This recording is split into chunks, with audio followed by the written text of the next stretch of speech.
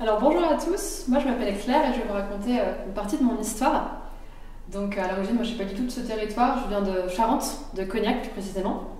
Et je viens d'une famille qu'on peut qualifier de classe moyenne. Ma mère travaille dans la grande distribution, mon père dans l'agroalimentaire. C'est pas forcément des métiers qu'ils ont choisis, ils avaient d'autres rêves dans leur jeunesse, mais pour diverses raisons, ils n'ont pas pu forcément les réaliser. Et j'ai aussi un frère qui a 3 ans de plus que moi. Et il y a un moment que j'attendais particulièrement dans l'année, c'était les grandes vacances, puisque j'avais la chance, que tous les enfants n'ont pas, de partir chaque année en vacances avec mes parents. Je partais aussi avec mes grands-parents, et on partait en camping. Et on avait la bougeotte, on ne restait pas à la plage pendant 15 jours, hein, on partait découvrir les régions. En fait, on allait découvrir des régions, par exemple on allait dans le Maine-et-Loire, on allait faire le château de la Loire, on allait en Dordogne, on allait en Auvergne, on allait dans le Lot. Voilà, chaque année on découvrait une région. Et on faisait des randonnées, on allait visiter des choses, des châteaux, des musées. Et en fait, dès toute petite, j'ai été habituée à être intéressée à plein de choses. J'ai eu une curiosité pour tout un tas de domaines, l'histoire, la culture, la nature. Donc voilà, c'est quelque chose qui m'a suivie toute ma vie, qui me suit encore aujourd'hui. Et je me rappelle, je suis partie avec ma famille jusqu'à mes 12 ans environ. Après, on est adolescent, hein, ça craint un peu de partir avec sa famille, on part plutôt avec ses amis en fait. Donc j'ai arrêté de partir avec ma famille. Mais je me rappelle, une année, on était dans le Gard, et ma mère me demande s'il y a un truc que je veux faire, une chose que je veux faire en particulier. Et quand on arrivait dans une région, on allait à l'office de tourisme pour voir un petit peu ce qu'on pouvait faire dans le coin. Et donc là, je me dis, moi j'ai vu un prospectus, j'aimerais aller visiter le musée des blasons. Donc j'ai 10 ans, c'est un peu bizarre comme intérêt pour un enfant de 10 ans. Mais j'ai toujours été intéressée beaucoup par l'histoire en général, mais surtout par le Moyen-Âge. J'aime beaucoup l'architecture, l'histoire de cette période-là. Et aussi, il y a tout un imaginaire, et quand on est enfant, c'est une période qui marche bien plutôt. Et donc nous voilà arrivés dans ce musée des blasons. On est vers Alès, tout petit musée niché dans un village. Il faut imaginer qu'il n'y a pas grand monde, hein, c'est un tout petit musée. Et on tombe sur une dame qui était très gentille, qui nous fait découvrir ce petit musée. Elle devait être déjà, elle, contente de découvrir qu'il y a une trace de vie dans le musée cet après-midi-là, parce qu'il n'y avait pas foule, on ne peut pas se le cacher. Hein. Et on passe un moment très agréable. Elle nous fait visiter, elle était passionnée par son métier. Elle nous fait visiter ce petit musée. Vraiment un moment très très agréable. Et elle était contente qu'une petite fille d'une dizaine d'années s'intéresse à cette thématique-là, en tout cas. Donc voilà, c'est quelque chose qui m'a suivi toute ma scolarité. J'étais une enfant réservée, timide. J'étais bonne élève. J'ai passé des années collège assez compliquées. Un peu compliqué d'être bonne élève au collège. Les enfants ne sont pas forcément gentils entre eux. Et arrive au lycée, la terminale. Moment un peu angoissant d'une scolarité puisqu'on doit réfléchir à ce qu'on veut faire après le bac. Et donc, passage obligé, on rencontre le conseiller d'orientation psychologue. Et donc, il est censé nous aider, nous aiguiller sur ce qu'on veut faire après le bac. Donc moi, je lui dis, ouais, j'aime bien l'histoire, j'aimerais bien faire des études d'histoire. Et puis, il me dit, mais d'autres me l'ont dit aussi, il n'y a pas de débouché en histoire par prof, il n'y a pas grand-chose. Hein.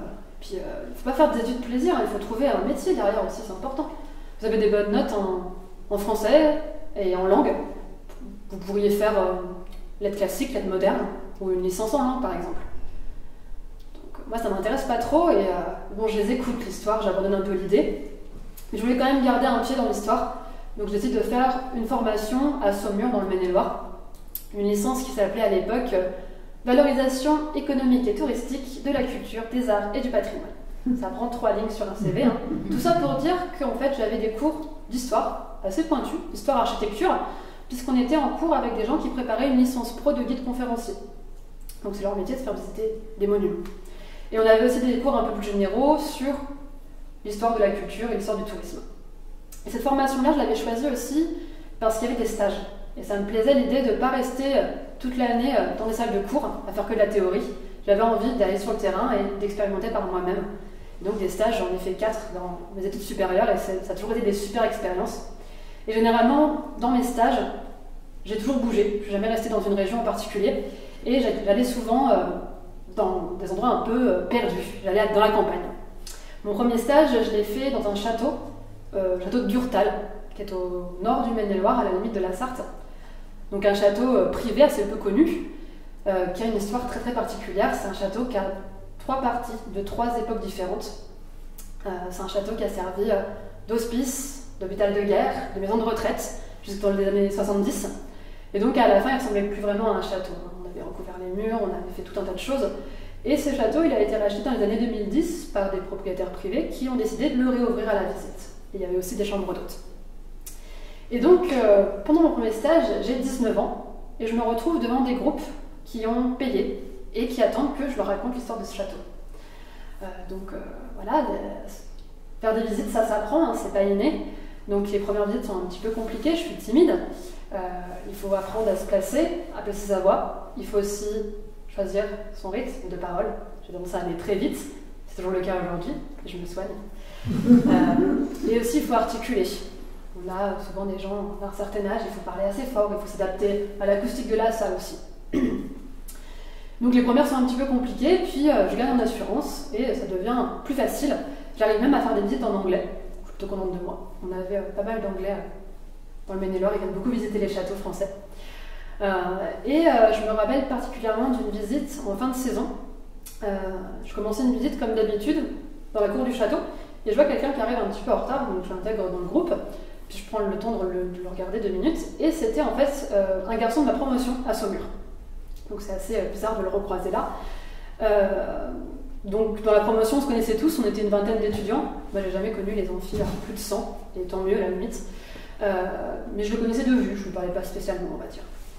Et moi j'aime assez peu faire des visites guidées avec des gens que je connais de près ou de loin, je trouve que ça rajoute un petit stress, j'aime pas trop ça. Donc pendant la visite guidée, je me concentre surtout sur les visiteurs et lui je le laisse un petit peu de côté. Donc la visite se passe bien. Et à la fin de la visite, il vient me voir et puis il me dit c'est quand même étonnant de te trouver là parce qu'en cours t'es réservé, t'es timide, tu parles pas, tu te fais pas remarquer. Et là, t'as géré le truc, tu nous as emmenés, tu nous as raconté l'histoire de ce château et c'est vraiment bien, bravo. Donc bon, ça fait toujours plaisir d'entendre ce genre de choses. Donc j'ai continué mes stages. Le deuxième stage que j'ai fait, c'était au fin fond des Deux-Sèvres, vers Bressuire, un petit musée sur l'école d'autrefois. Ensuite, j'ai continué mes études à Clermont-Ferrand, un master. J'ai fait mon premier stage en première année dans l'Indre, vers Châteauroux.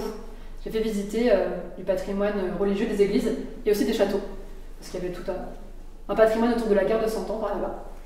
Et mon dernier stage de fin d'études, je devais faire un stage de 6 mois.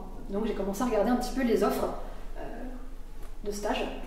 Et je remarque une offre de stage pour faire des visites guidées des ateliers dans une ancienne minoterie et dans une ancienne distillerie de lavande, dans les Alpes d'Haute-Provence. Bon, moi je ne connais pas trop le sud de la France, c'était assez loin de la Charente. Le plus au sud que je suis allée, c'était dans le Gard. Donc je me dis pourquoi pas, je regarde une minoterie, qu'est-ce que c'est déjà à la base, je ne sais pas trop. Donc un moulin à farine industriel, pourquoi pas. Et une distillerie de lavande. Alors chez moi on distille plutôt du raisin pour faire du pinot, du cognac par exemple. La lavande il n'y en a pas trop vers chez moi, c'est pas assez haut. Mais je me dis pourquoi pas, et puis c'est surtout dans une région que je ne connais pas, ça me fera une occasion de découvrir. Donc j'ai appris à découvrir un territoire, s'il y a de la montagne, chez moi c'est tout plat avec des vignes à perte de vue, déjà ça m'a changé. Il fait froid l'hiver aussi ici. J'ai appris aussi justement les étapes de fabrication de la farine, que tout le monde ne connaît pas forcément. Et j'ai appris aussi à distinguer les petites fleurs violettes, parce que toutes les fleurs violettes ne sont pas de la lavande, il y a du lavandin, il y a de la lavande aspic, de la lavande fine, donc j'ai appris tout ça. Et aujourd'hui je le transmets aux visiteurs. Et des visites guidées, j'ai pu en faire un certain nombre, maintenant c'est mon métier, puisque depuis j'ai eu mon diplôme. Et j'ai eu différents profils, j'ai la chance de faire un métier où on ne s'ennuie pas, parce qu'on est toujours en train de s'adapter à son public. J'ai eu des enfants tout petits, les plus jeunes que j'ai eus, ils avaient 2 ans, ils étaient en toute petite section. Donc il faut s'adapter à leur temps d'attention, qui est assez court, il faut s'adapter à leur vocabulaire, utiliser des mots simples, et ils ont besoin de manipuler, il faut leur faire manipuler des choses, il faut leur montrer des choses. J'ai pu aussi avoir des gens beaucoup plus âgés, des gens en EHPAD par exemple, des maisons de retraite qui viennent nous voir. Et là pareil, il faut s'adapter aussi, il faut parler plus fort, il va falloir les mouvements d'un poids à un autre, c'est plus lent aussi, il faut s'adapter à tout ça. Et j'ai eu aussi l'occasion l'année dernière pour la première fois de faire des visites pour un public en situation de handicap mental. C'est quelque chose que je craignais un petit peu, pas par peur du handicap, mais j'avais peur moi de ne pas leur proposer quelque chose qui leur convienne.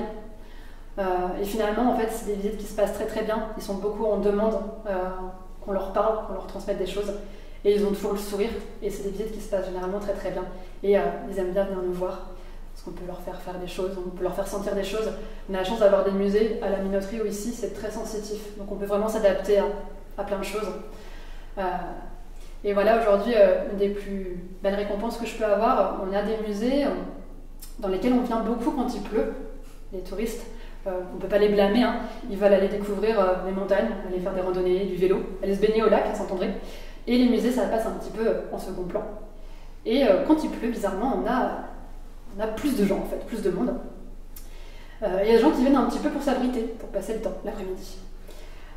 Et ce qui est assez agréable, c'est des gens qui viennent me voir en fin de visite et qui me disent on est venu ici pour s'abriter, et finalement, vous nous avez fait passer un bon moment, donc merci.